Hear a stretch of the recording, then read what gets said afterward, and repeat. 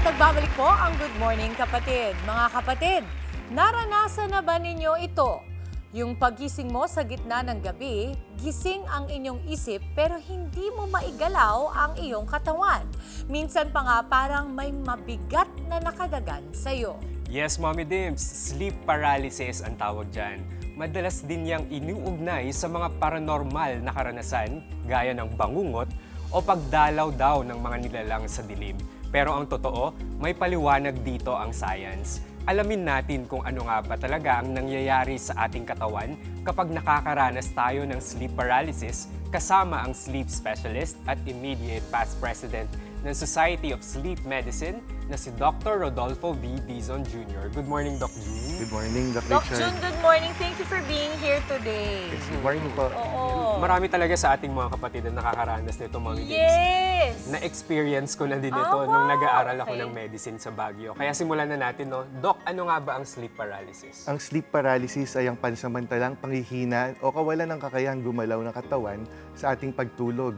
Maaring mangyari ito sa simula ng tulog na tinatawag hypnagogic sleep paralysis at sa paggising na ang tawag ay hypnopompic sleep paralysis.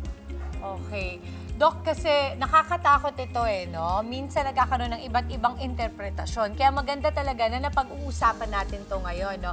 Doc, ano nga ba ang sanhi ng sleep paralysis? Mga sanhi ng sleep paralysis ay palaging pagpupuyat, pagiging under stress, pagkakaroon ng irregular na pagtulog, lalo na sa mga shift workers, o kaya pagkakaroon ng sakit tulad ng sleep apnea, insomnia, o narcolepsy. Oo. Doc, si Papa B nagkaroon ng sleep apnea before. O kaya may ginawa talagang remedyo sa kanya ang aming sleep doctor, si Doc Mike Sarte. Oo, I'm sure you know him. Yes, we know. Oo. So siyang tumulong sa amin. Kasi kung hindi, maaaring pwede niya rin pagdaanan itong sleep paralysis. Tama po. And ayon nga, Doc, sa mga kwento ng mga taong may sleep paralysis, karamihan sa kanila, hindi raw nila maigalaw yung kanilang katawan, tapos parang may nakadagan daw dito sa kanilang dibdib. Ano nga ba yung explanation nito, Doc? Kapag tayo biglang nagigising hapag nasa rapid eye movement, yung uri ng tulog na malalim na, pwedeng magkaroon ng pansamantalang hindi pagkakaunawaan ng ating utak at katawan. Gising yung ating utak pero ang katawan ay nasa state pa ng pagiging tulog. Dito nangyayari yung sleep paralysis na madalas ay tumatagal lamang ng ilang segundo pero maaaring umabot ng 1 o 2 minuto. At para sa taong pinagdaraanan to, Doc, medyo matagal yung 1 hanggang 2 minuto. Kasi parang nakakakaba din yan, di ba? Doc, meron din bang mga karanasan na ang mga taong may sleep paralysis kung saan pakiramdam nila merong nakadagan sa kanila o may ibang presensyang malapit sa kanila? May connection ba itong paranormal ba ito talaga o ang sleep paralysis? Meron ba siyang, kumbaga parang, dahil kung ako, kunwari nagka-sleep paralysis ako, tatanong ko, Doc, para talagang ginadalaw ako ng mga yumao kong pamilya, parang nakadagan sa akin or niyakap ako, hindi ako makagalaw. Meron ba yung connection? Meron. Ito ay tinatawag na hallucinations. Ito ay hindi totoong nangyayari at parang nasa isip lamang. Maaaring kasama ito sa ating mga panaginip na akala natin ay totoo. Pwedeng visual siya, may nakikita, may naririnig, o kaya parang vestibular, yung parang nakaangat tayo sa hangin.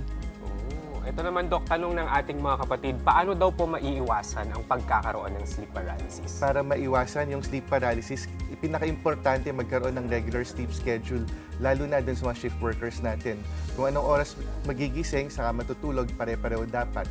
Dapat matulog ng sapat, 7 hanggang 9 na oras para sa matatanda.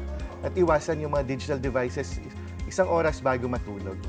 Bakit 1 hour before you sleep? Kailangan kasi meron tayong tawag slow down time natin para hindi masyadong maging busy yung brain natin, ma-relax tayo upang panatiling mahimbing yung tulog natin. Parang may effect din kasi, Doc, no? Na napansin ko kasi pag tayo, di ba, lalo ako, I work on my phone, parang hindi ka makali, parang na-addict ka na sa telepono mo. Yes. Ang nangyayari, kapag tinabi mo yan, kunwari, dyan lang banda, kahit pa natutulog ka, parang pakiramdam mo, yung brain mo, naghihintay lang siya na mag-ring yun, mag-alarm yun. So, tip talaga ng mga eksperto, Doc, and tama po ba ako, na parang ilayo siya talaga. Para pag nag-alarm din, tatayo ka. Di ba, Doc? Tama ba? Tama po yan. Para may effort tayo para tignan ng phone.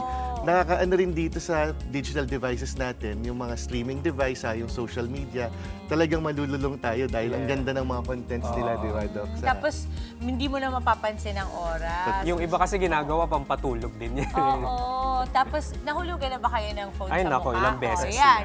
Yan din ang delikado, ingatan niya rin. Pero, Doc June, maraming salamat for being here. Kasi, lalo na ngayon na ang mga tao under stress, maraming pinagdadaanan ngayon ang mga iba't ibang klase ng tao.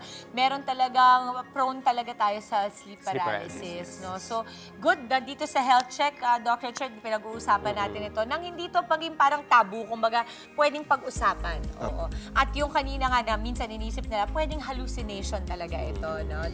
Doc June, any social media accounts we can follow you on? Dr. June Dizon, Pulmo Sleep na Facebook page.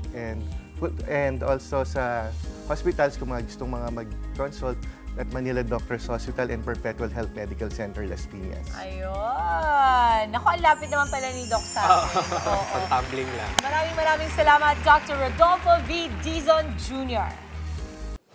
Mga kapatid, Dimples Romana po, maging maalam at may pakialam sa mga napapanahong issue at headlines. Mag-follow na po at subscribe na sa social media pages ng News 5.